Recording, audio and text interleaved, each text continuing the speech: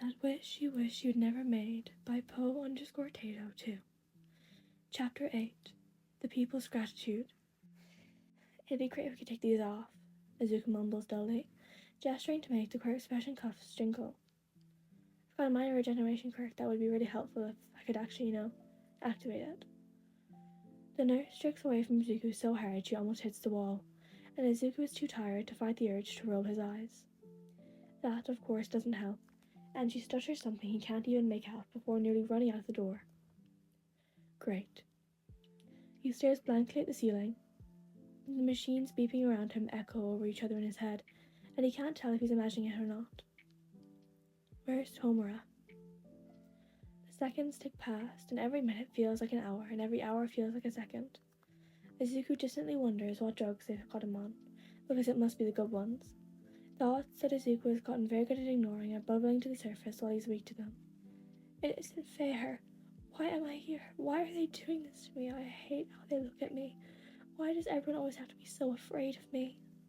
Something sick worms its way down Izuku's throat so he can make a home in his lungs. They could never understand. They have no idea how hard it is, the things I've had to do. They have no idea about the sacrifices I've had to make. An angry sort of sadness fills Izuku up like a balloon. His emotions are jumping at him, free from the leash he's kept him on for years. No one else could have done it. No one else could have walked the path that I have. Izuku is so busy building up on his own feelings of injustice and rage that he doesn't notice when his hospital room door opens. In fact, all he feels and sees is a sudden figure sitting down on the end of his bed, and honed instincts kick in. Jerking up his wide-open palm, Izuku shoves a wave of kinetic energy at the intruder, only for nothing to happen. Izuku looks up and meets Aizawa's vaguely startled eyes. The quirk hands and cuffs twist around his wrists. Oh. Shigaraki-kun? Aizawa says, and Izuku jerks his head. Why can't he feel his intent quirk? Where is it? How is Aizawa feeling? How is he supposed to know? Where's Tomura? Izuku asks. Yue. Aizawa doesn't mince words, and Izuku's never been more grateful. Some of the growing tension leaves him. Tomura is safe right now, at least. What's it going to take to get these off? Izuku jerks his wrists, setting the cuffs rattling. Aizawa winces, and yet is also angry.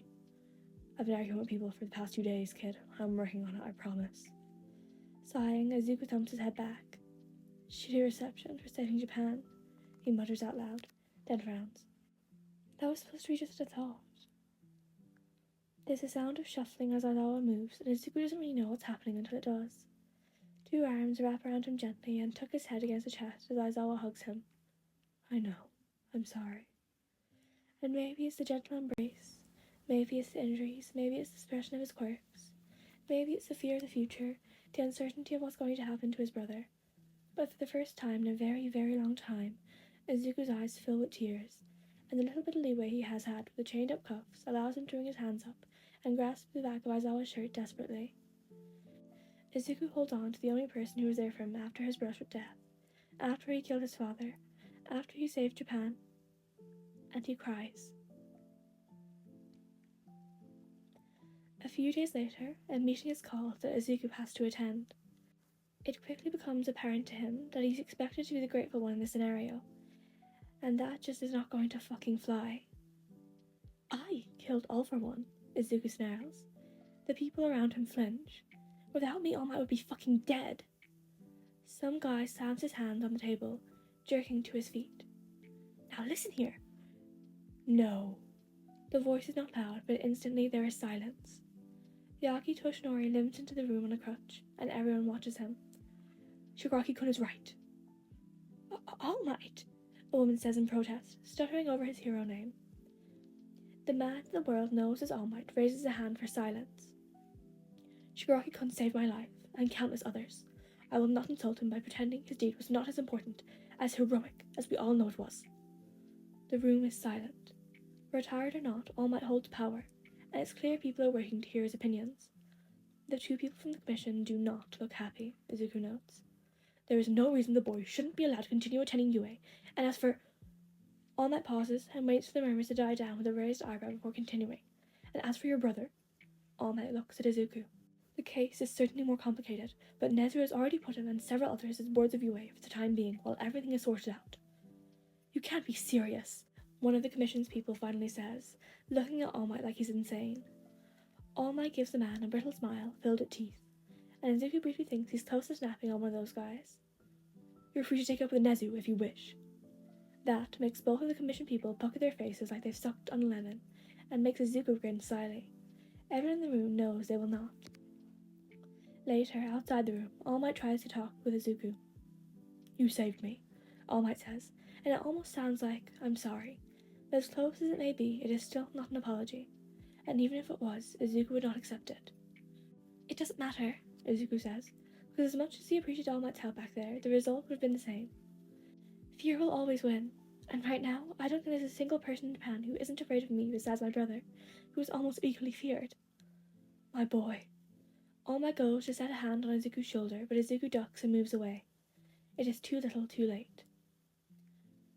I don't think you people grasp just exactly what Izuku's done, Aizawa says lowly.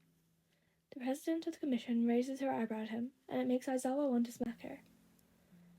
I want to think about what would have happened if Izuku hadn't been there. Aizawa stares at her, red eyes burning. I want to think about All Might not only losing, but dying, on national TV, live. The president pinches her lips together, and Aizawa knows every terrible consequence is running through her mind. You don't have to like it, you don't even have to publicly endorse it, but you have to acknowledge that Izuku killed All for One, or else he'll do it for you. The president stares at Aizawa for one long moment. What does he want?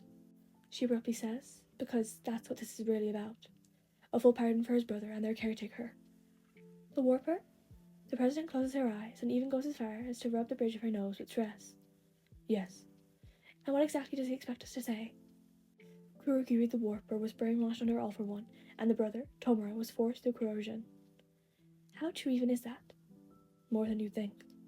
What are the chances of this backfiring on the commission? Yue will take full responsibility. The president looks up at these words, finally. Fine, but I want these terms in a contract. Aizawa nods, and he doesn't let it show as relief washes over him.